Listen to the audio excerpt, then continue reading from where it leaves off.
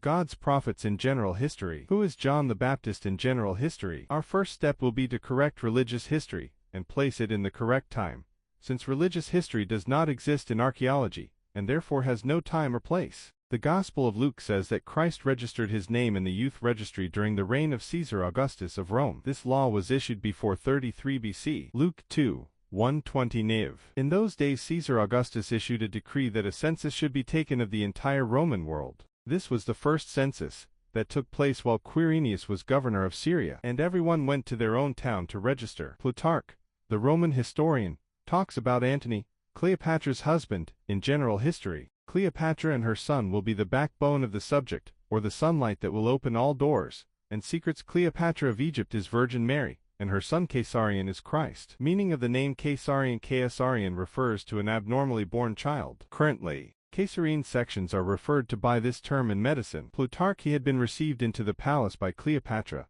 turned the city to the enjoyment of suppers and drinking bouts, and distributions of gifts, inscribing in the list of Fab the son of Cleopatra and Caesar. We will stop at this point to explain in detail. When Caesarion registers his name under the name of the current Turkish city of Ephesus, it means that Cleopatra had no intention of staying in Egypt. The second point is that the city of Ephesus is the city of Nazareth in the Gospels. The third point is that Christ was called Christ of Nazareth in the Gospels, and likewise Caesarion, the son of Cleopatra, was called Caesarion of Ephesus, after the Turkish city in which he resided. The fourth point is that the Virgin Mary has a luxurious house in the Turkish city of Ephesus, and that the Catholic Church recognized in the last century that this house belongs to the Virgin Mary, and is a sacred house. This point raises an important question, which is that Mary's house in Ephesus rises to the level of kings and princes and not to that of a peasant woman, and her son a shepherd. The fifth point is that the Egyptian queen Cleopatra also had a home in the Turkish Ephesus, and that she carried the crown of the Turkish queen of Ephesus, according to what the historian Plutarch mentioned. The sixth point is that Plutarch mentioned that Caesarion was the son of Julius Caesar. This information is considered an addition to the text, because Caesarion, the son of Cleopatra, was not named in Julius Caesar's will. The seventh point, when the Gospels mention that Christ was the son of Mary, general history also mentioned that Caesarion was the son of Cleopatra and that he was born without a father as well. We will return to talking about Christ in a much broader way when we finish the people who were dotted around Christ. John the Baptist. To begin with, we had to distinguish between John the Baptist and John, son of Zechariah, and both of them are two distinct personalities. It is also important to learn about the method of writing the Torah. In the manner of Homer's and Hesiod's poetry, the Torah was written. People from different times come together in this way and build a dialogue between them about things that are not happening at the same time. A good example of this is the bringing together of Hercules, who is the prophet Moses, and Zeus, who is the prophet Abraham. In the same way, the Torah and the Gospels are complementary. In general history, they are Philip of Macedon and Leonidas, king of Sparta. There is a 100-year time difference between them. The Torah and Gospels came from this region, which is Greece, and this writing is Greek literature. This is what the Gospels did when they combined John the Baptist with Christ, the two at a different time. And this is what we will know when the character of John the Baptist is revealed in general history. The name of John the Baptist was added to the Gospels in the 2nd century AD, according to studies by Christian theologians. His name was not mentioned before that date. The name John is accompanied by the title of the Baptist, which is a word that means diving in the water, or in the sand as well. According to the Quran, when it mentioned the people of Ad who used to dive in the sand, in order for the bodies to acquire the minerals found in the sand, it is a health treatment process, and this is found in the Siwa oasis in Egypt. A place adds people. A closer look at John the Baptist's character in the Gospels will reveal that he was followed by repentance and forgiveness, which is a sign of regret for the act he committed without knowing it. The Gospels mention that he was a man who abstained from eating, according to what was mentioned in the Gospel of Matthew, chapter 3. In those days, John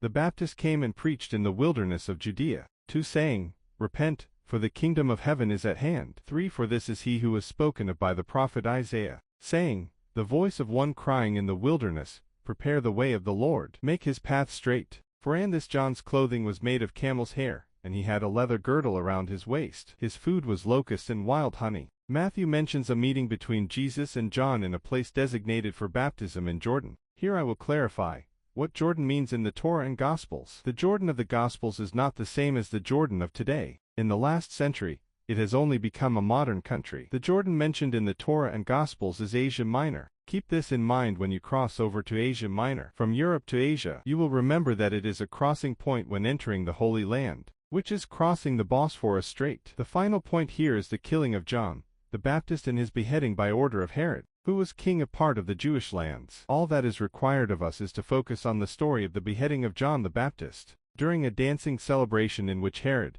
the king of the Jews, was present. Gospel of Matthew 1. At that time Herod the Tetrarch heard the news of Jesus.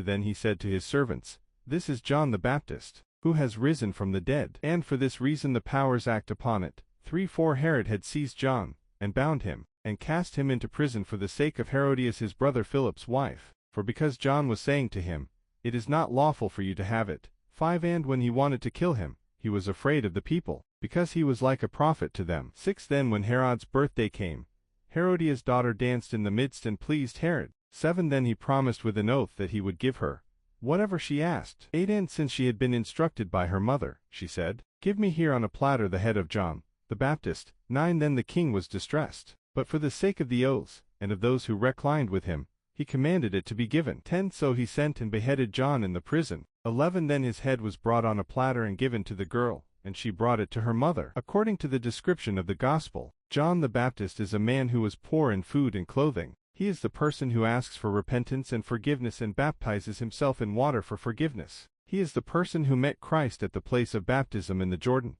which is Asia Minor. He is the person who was beheaded by Herod, the king of the Jews. His head was brought on a tray at a dance party. Who is John the Baptist in general history? Marcus Licinius Crassus, the Roman commander, 115, 53 BC. Crassus, the Roman leader, is one of the figures that Plutarch, the Roman historian, spoke about, and we will quote from him the events that he mentioned about him. Crassus, the Roman commander, was nicknamed the Diver. In general history, there is a mystery as to why Crassus was given the title, the Diver. Crassus, the Roman commander, was nicknamed the Diver. The Dives cognomen of the Crassi Divits means rich or wealthy, and since Marcus Crassus, the subject here, was renowned for his enormous wealth, this has contributed to hasty assumptions that his family belonged to the Divits. But no ancient source accords him, or his father the Dives cognomen. Plutarch says his great wealth was acquired rather than inherited, and that he was raised in modest circumstances. The life of Crassus. Marcus Crassus was the son of a man who had been censor and had enjoyed a triumph, but he was reared in a small house with 2 brothers. His brothers were married while their parents were still alive, and all shared the same table, which seems to have been the chief reason why Crassus was temperate and moderate in his manner of life. When one of his brothers died, Crassus took the widow to wife, and had his children by her, and in these relations also, he lived as well-ordered a life as any Roman. Comment here. A law that entitles the brother of a deceased person to marry a widower. It is one of the laws of the Jewish faith. The Romans, it is true, say that the many virtues of Crassus were obscured by his sole vice of avarice, and it is likely that the one vice, which became stronger than all the others in him, weakened the rest. The chief proofs of his avarice are found in the way he got his property, and in the amount of it. For at the outset he was possessed of not more than 300 talents. 1 Then during his consulship he sacrificed the 10th of his goods to Hercules, feasted the people, gave every Roman out of his own means enough to live on for 3 months, and still, when he made a private inventory of his property before his Parthian expedition, he found that it had a value of 7,100 talents. The greatest part of this, if one must tell the scandalous truth, he got together out of fire and war, making the public calamities his greatest source of revenue. Comment here. This is the reason for the request for repentance and forgiveness that John the Baptist was requesting. Crassus in the Parthian War, 53 BC. Cicero, a Roman senator, says that the Parthian War was not a war that had any justification because there was a peace treaty between the Parthians and the Romans. Historians believe that in this war Crassus wanted to be recommended to be the emperor of Rome and to be a strong competitor to Caesar and Pompey. No sooner had he begun to assemble his forces from their winter quarters than envoys came to him from Arsaces with a wonderfully brief message. They said that if the army had been sent out by the Roman people,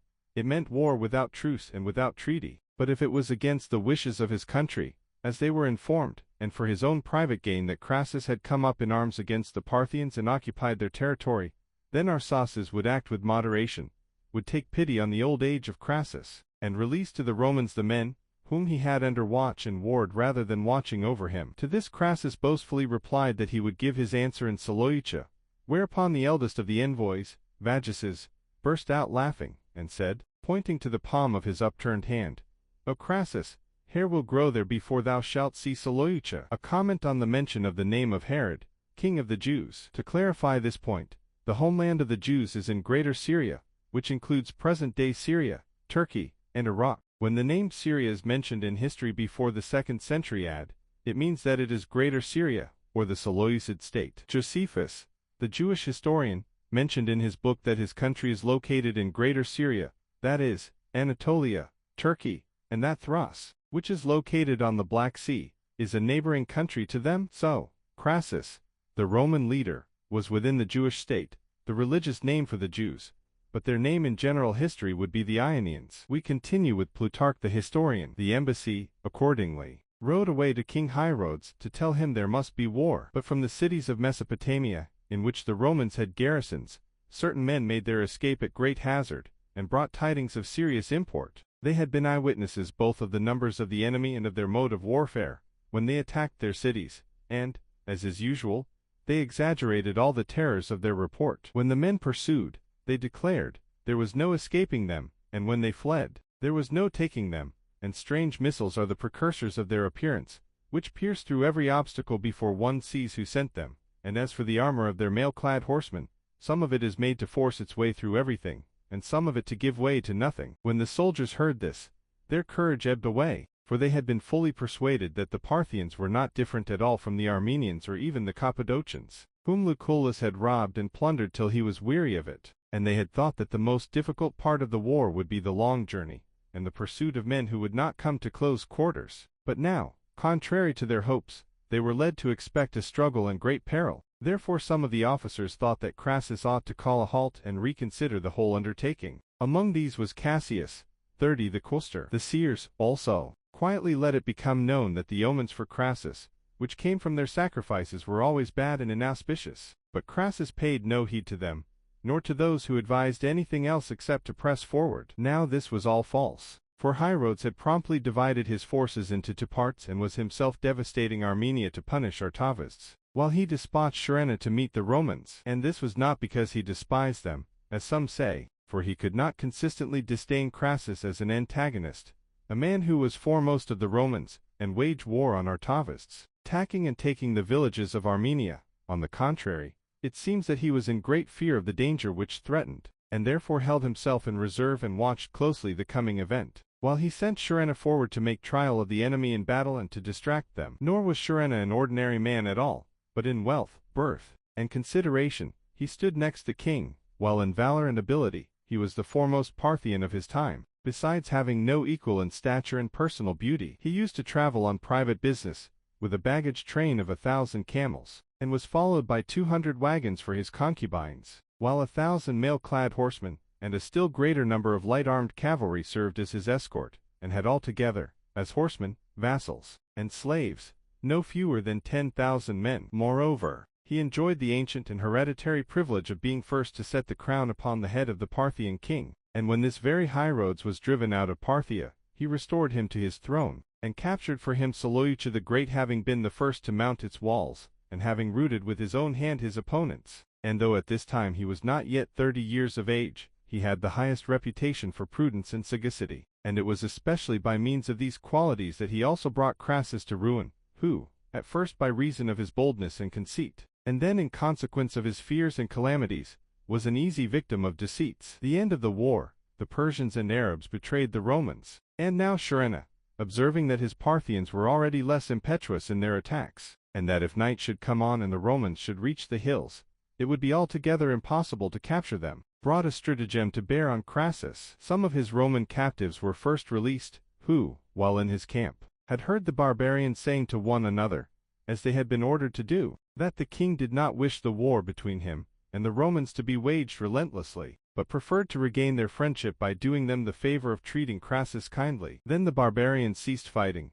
and Surenna with his chief officers rode quietly up the hill, unstring his bow, held out his right hand, and invited Crassus to come to terms, saying, "I have put your valor and power to the test against the wishes of the king, who now of his own accord shows you the mildness and friendliness of his feelings by offering to make a truce with you, if you will withdraw, and by affording you the means of safety." When Surenna said this, The rest of the Romans eagerly accepted his proposal, and were full of joy, but Crassus, whose every discomfiture at the hands of the barbarians had been due to fraud, and who thought the suddenness of their change a strange thing, would not reply, but took the matter into consideration. His soldiers, however, cried out and urged him to accept, then fell to abusing and reviling him for putting them forward to fight men with whom he himself had not the courage to confer even when they came unarmed. At first he tried entreaties and arguments. If they would hold out for what was left of the day, during the night they could reach the mountains and rough country, and he showed them the road thither, and exhorted them not to abandon hope when safety was so near. But when they grew angry with him,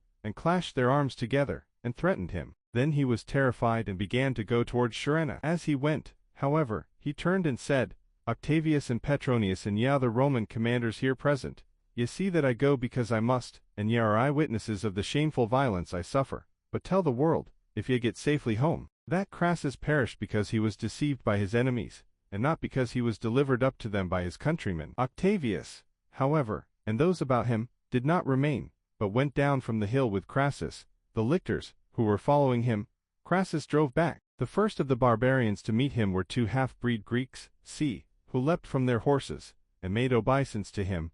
Then addressing him in the Greek tongue, they urged him to send a party forward to assure themselves that Sharenna and P415 those about him were advancing to the conference without armor and without weapons. Crassus replied that if he had the least concern for his life, he would not have come into their hands. But nevertheless he sent to Rossi, brothers, to inquire on what terms and in what numbers they should hold their meeting. These men were promptly seized and detained by Sharenna, while he, himself with his chief officers advanced on horseback, saying, What is this, the Roman imperator on foot, while we are mounted? Then he ordered a horse to be brought for Crassus. 3 And when Crassus answered that neither of them was at fault, since each was following the custom of his country in this meeting, Sharenna said that from that moment there was a truce and peace between King Hierodes and the Romans, but it was necessary to go forward to the river Euphrates, and there have the contracts put in writing, for you Romans at least, said he, are not very mindful of agreements, and he held out his right hand to Crassus. Then when Crassus proposed to send for a horse, Sharenna said there was no need of it, for the king offers you this one. At the same time, a horse with gold-studded bridle stood at Crassus' side, and the grooms lifted Crassus up and mounted him, and then ran along by him, quickening his horse's pace with blows. Octavius was first to seize the bridle, and after him Petronius, one of the legionary tribunes.